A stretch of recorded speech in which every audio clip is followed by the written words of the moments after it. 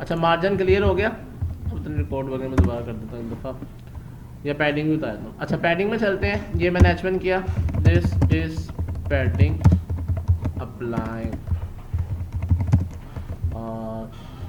You note it. Style दिया, border दिया, border आपने हर जगह लगाया करना है ताकि आपको पता चले जो आपका एलिमेंट है वो कितनी स्पेस लेता है। ठीक है, बॉर्डर अब समझ आ गया सबको लगाना। बॉर्डर जरूर लगाया करें जब आप कैनवस टाइप काम कर रहे हैं, यानी कि ड्रॉ कर रहे हैं। अभी जब आपको पता चल गया कि यार ये ऐसे ही काम होता है, फिर चाहे ना भी लगाएं। ये जाके मैंने रिफ्रेश किया तो ये मेरे पास ये एलिमेंट आ गया था। ठीक है, जब मैंने इसको क्या अप्लाई किया था, अब मैं इसको सेमीकोलन के बाद यहाँ अप्लाई कर रहा हूँ पैडिंग। ठीक है, अगर पैडिंग मैं सिर्फ पैडिंग अप्लाई करता हूँ, यहाँ मैं कह देता हूँ 24 पिक्सल। ओके, ये मैंने रिफ्रेश किया तो आप नोट करें इसके चारों तरफ से पैडिंग आ गई। पैडिंग जो है वो बॉर्डर से बाद में बॉर्डर के अंदर होती है और जो मार्जिन है वो बॉर्डर के बाहर। इसको मैं मार्जिन देता हूँ, मार्जिन 24 पिक्सल। क्लियर हो गया क्लास? दोनों चीज़ें समझ आ गई? चलें आगे। नेक्स्ट हमारे पास आता है मार्जिन कोलैप्स। इसको देखिएगा, कोई क्वेश्चन हो तो पूछिएगा। देख ही लो, मैं ही देख लेता हूँ। अच्छा ये एक बार पता चल गई कि इसने 70 मार्जिन दिया, चारों तरफ से मार्जिन आ गया। क्लियर? उसके अलावा दूसरा बता रहा है कि ये 4 तरह से मार्जिन अप्लाई करते हैं। क्लियर? अच्छा उसके अलावा वो कहता है 4 वैल्यूज और होती हैं, ऑटो, लेंथ, परसेंटेज या इनहेरिट। ठीक है, परसेंटेज में वो क्या करेगा, स्क्रीन की जितनी परसेंटेज होगी ना, स्क्रीन का जितना साइज होगा उसके हिसाब से उसको डिवाइड कर देगा। आपको कोई 50% तो वो स्क्रीन के 100% का हाफ अप्लाई कर देगा। ओके, इसकी भी प्रैक्टिस कीजिएगा। लेंथ आपको पता है, आप पिक्सल में भी दे सकते हैं, पीटी में भी दे सकते हैं, सेंटीमीटर में भी दे सकते हैं, इंचेस में भी दे सकते हैं, आपकी अपनी मर्जी है। ऑटो हम अप्लाई करते हैं अक्सर अपने एलिमेंट को सेंटर में लाने के लिए। 2 तरह से हमारे एलिमेंट सेंटर में आते हैं। एक आता है टेक्स्ट लाइन सेंटर, उससे हमारा कंटेंट सेंटर में आ रहा होता है, या इनलाइन एलिमेंट सेंटर में आ रहे होते हैं। अप्लाई किया था ना टेक्स्ट लाइन सेंटर, आपका H1 का कंटेंट जो था वो सेंटर में आ गया था। क्लियर? दूसरा, अगर आप पूरे एलिमेंट को सेंटर में लाना चाहते हैं तो उसके लिए हम अप्लाई करते हैं मार्जिन ऑटो। लेकिन इसके साथ अक्सर कई कंडीशन यूज होती है कि आपको जो विड्थ होती है ना वो आपको बतानी पड़ती है। विड्थ आपको उसको स्पेसिफिक देनी पड़ती है कि 100 पिक्सल का एलिमेंट है, 150 पिक्सल का एलिमेंट है, इसको मार्जिन ऑटो कर दो, तो वो दोनों साइड से खुद ब खुद ही उसको मार्जिन दे देगा। Clear class?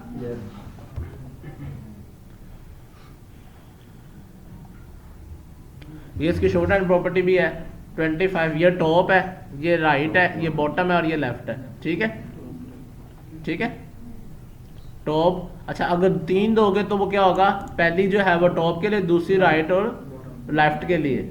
ठीक है, और तीसरी जो है वो बॉटम के लिए। ओके, 2 दोगे तो पहली जो है वो टॉप के लिए, टॉप और बॉटम के लिए, दूसरी राइट और लेफ्ट के लिए। यानी कि शॉर्ट हैंड के आपके पास कई तरीके आ गए। चलिए, बस एक बच्ची को समझ आ गई, सबको आ रही, वो उसको कह रही तुम भी यस ना बोलो था, तुम्हारी बात से मैं कही जा रही। अच्छा ये देखें डिव को सेंटर में कैसे लेकर आए हैं। इसने विड्थ दी पहले उसको, ठीक है, और उसके बाद उसने मार्जिन क्या कर दिया, ऑटो, और वो कहाँ आया होगा, सेंटर में। हम देखते हैं हमारा अप्लाई होता है कि नहीं होता। अच्छा इसके लिए मैं क्या करता हूँ, ये पैराग्राफ को सेंटर में लाने की कोशिश करें। ठीक है, इसको मैं विड्थ दे देता हूँ स्पेसिफिक। पहले स्टाइल देते हैं, स्टाइल में मैंने दे दिया बॉर्डर में मैंने दे दिया 1 पिक्सल सॉलिड ग्रीन। उसके बाद मैंने इसको विड्थ दी, विड्थ मैंने दे दी इसको 200 पिक्सल, और उसके बाद मैंने इसको मार्जिन दिया ऑटो। ठीक है, ये सेंटर में आ गया, बात समझ आ गई? और ये सेंटर में ही रहेगा। क्लियर? कॉन्सेप्ट क्लियर हो गया? अच्छा अगर मैं इसको क्या ना देता, जो मैं कह रहा हूँ कि विड्थ अगर ना दें तो फिर ये तंग करेगा। ये मैंने विड्थ इसकी मिटा दी। ओके, अब मैं अगर इसको रिफ्रेश करता हूँ तो ये क्या करेगा, ये देखो इस पर कोई फ़र्क नहीं पड़ा, नहीं पड़ा ना, तो विड्थ नेसेसरी है। ठीक है, ब्लॉक और इनलाइन टॉपिक पढ़ लिया आप सबने? ब्लॉक लेवल एलिमेंट और inline element. Block level element वो होते हैं जो कंप्लीट विड्थ लेते हैं, और इनलाइन एलिमेंट वो होते हैं जिनके अंदर जितना कंटेंट होता है वो उतनी विड्थ लेते हैं। और प्रैक्टिस भी क्या करें। सर इसकी आउटपुट दिखाइए ऊपर, किसकी थोड़ा सा ऊपर, ये वाला किसकी? ये सेंटर में आ रहा है, क्लियर।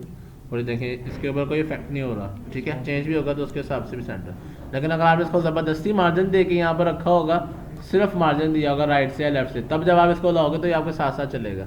अभी वो सेंटर में ही है, अभी भी साथ साथ है, लेकिन अभी भी वो सेंटर है, ठीक है। चलें आगे क्लास। इनहेरिट वैल्यूज़ क्या होती हैं? कई दफ़ा आप पेरेंट चाइल्ड डिव के अंदर डिव के अंदर डिव लगा रहे होते हैं, किसी एलिमेंट के अंदर उसके अंदर एलिमेंट लगा रहे होते हैं, तो इनहेरिट के अंदर वो अपने पेरेंट या अपने इनहेरिट वैल्यू को एक्सेप्ट करता है, अपने पेरेंट का मार्जिन एक्सेप्ट कर लेता है, ठीक है। अभी आपको बेसिक ना समझ आया तो उसको भी रहने दें, जो मैंने पहली चीज़ बताई समझ आ गई। मार्जिन कोलैप्स में क्या हो रहा है, ये तो चीज़ें क्लियर है ना। ये मैंने 4 शॉर्ट हैंड प्रॉपर्टी बताई है ना। अच्छा, कोलैप्स के किया उसने, इसको इस आर्टिकल को पढ़ के बताना।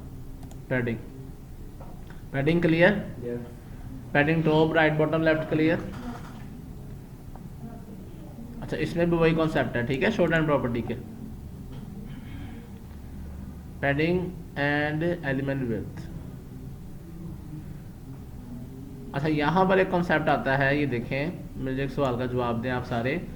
अगर मेरे पास एक डिव है 150 पिक्सल की, कितनी, सारे मेरे साथ हैं, डिव की विड्थ है, सॉरी 150 पिक्सल, कितनी विड्थ है, इसको मैंने 2 पिक्सल बॉर्डर दे दिया, कितना दे दिया।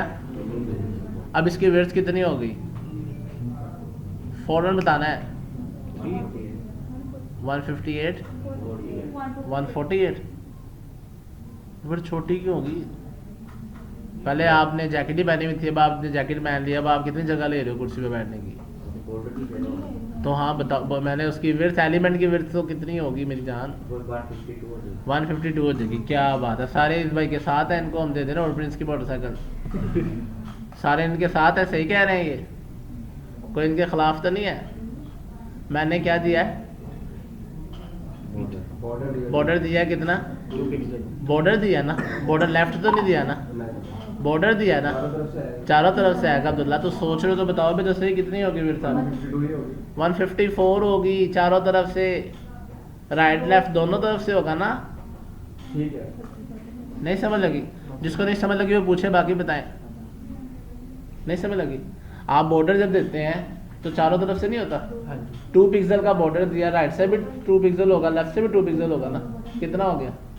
4 पिक्सल ये हो गया। और पहले थी 150, अब कितनी होगी? ठीक है, सारे मेरे साथ हैं। चलो 4 dp मैंने पैडिंग भी दे दी, 4 पिक्सल। अब कितनी होगी फिर, तुम बताओ, मुस्कुराई जा रहे हो। 48 58, हाँ 6 ऐड कर किया है तुमने, बॉर्डर को मिटा दिया तुमने। बॉर्डर भी साथ है, उसके साथ ऐड किया पैड। Thank you. तो मेरे असिस्टेंट लगे हुए, चुप करके बैठो। हाँ जी, 154 जी। बॉक्स साइजिंग जब हम बॉर्डर बॉक्स कर दें तो इसमें ये क्या करेगा, इसमें ये उसकी विड्थ जो है ना वो 150 ही रखेगा। क्या करेगा? 151 154 या 158 या 162 नहीं करेगा। हाँ, वो क्या करेगा, अंदर के कंटेंट के ऊपर इफेक्ट करता जाएगा, अपनी जगह छोटी करता जाएगा। बात समझ आ रही है ना? बॉर्डर अप्लाई करेगा तो विड्थ के इंक्लूडेड होगा, एक्सक्लूडेड नहीं होगा। बात समझ आइए इस कॉन्सेप्ट की? कैरेक्टर छोटे नहीं, कैरेक्टर मर्ज होते जाएंगे। छोटे साइज तो उनका साइज में नहीं, उनकी लाइन ज़्यादा हो जाएंगी। बात वही है जो आप कहना चाह रही हैं, मैंने दूसरे से 2 या 3 लाइन होती है। कहाँ थे हम? हाइट बढ़ती जाएगी ना। एक मिनट, नीचे वाला यस, एक ये हमारे पास कंटेंट आ गया, दूसरा ये आ गया। देखो दोनों में फ़र्क देख रहे हो? ये 30 पिक्सल था, ठीक है, इसमें उसको बॉर्डर बॉक्स नहीं दिया हुआ, ठीक है, और इसमें उसने क्या किया, इसने उसको बॉर्डर बॉक्स दिया, ठीक है। जो मैंने कॉन्सेप्ट समझाया वो समझ आ गई है, उसके अकॉर्डिंग आपने इन दोनों को देख के आना है। फिर मुझसे दोबारा हम डिस्कस करेंगे इसको। यहाँ तक क्लियर? चलें आगे, चेयर्स ना हलाएं। हाइट एंड विड्थ क्लियर है?